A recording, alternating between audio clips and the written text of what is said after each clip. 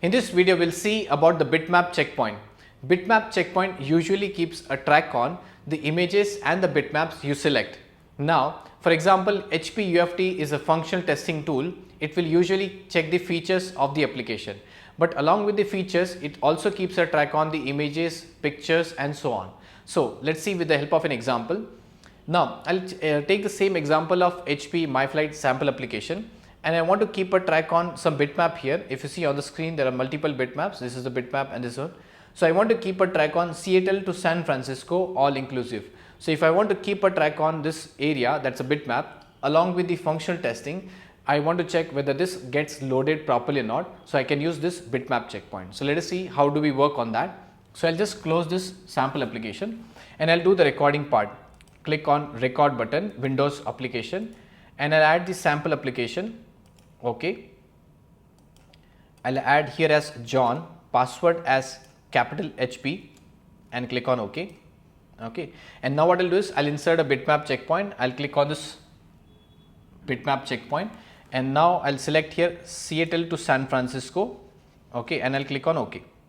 Okay. So, now if you observe, that is Seattle to San Francisco all inclusive, this bitmap has been captured. Okay. And I'll just click on OK. Before that, if you see, there's a checkpoint timeout 10 seconds. Why timeout is given at 10 seconds? Because if you are using a web based application, let's say yahoo.com or any website, there are some places where the images doesn't get properly loaded because of internet connection, server connectivity or anything. It can be many reasons.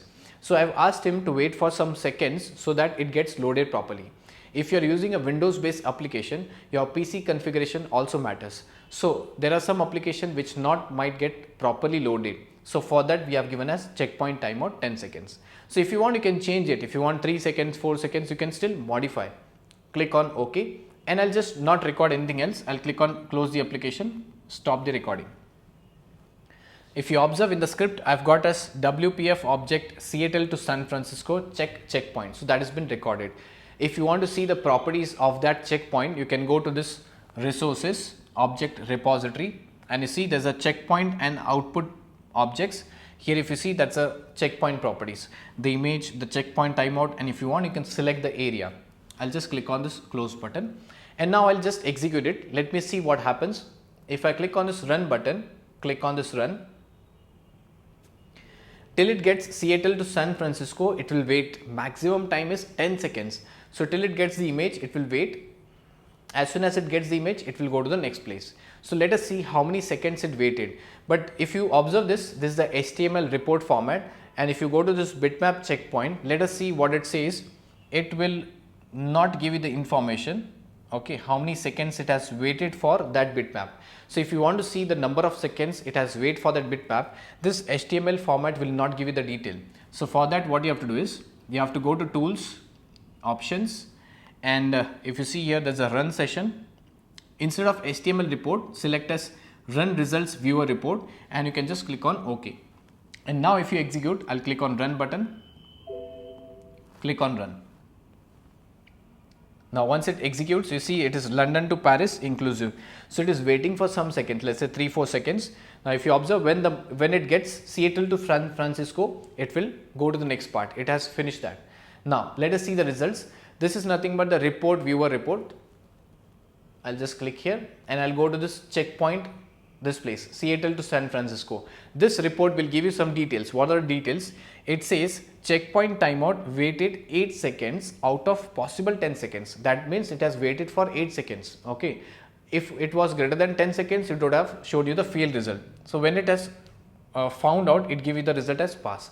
Let us see if I try to make it less than 8 seconds. I'll just close this. I'll go to resources object repository. Now, instead of this 10 seconds, what I'll do is I'll try to change this checkpoint timeout. Okay, I'll select this checkpoint timeout and now I'll see as I don't want 10 seconds. It is very much. I want to see as 9. Let's say 3 seconds. Within 3 seconds, you have to find out that checkpoint. That's the image itself. So, I'll just click on close. Okay, 3 seconds. Now, let us see when I execute. I'll just click on this run button. Click on run. Okay, so 1, 2 and 3, the moment 3 seconds gets over, if it is not able to find out, it will go to next step. That means it will close the application. And if you observe, I have got the result as fail.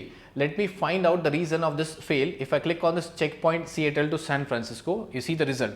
It says waited 3 seconds out of possible 3 seconds. I waited for 3 seconds, but I didn't get it. So I am giving you the fail. What is the reason is? The reason is this one.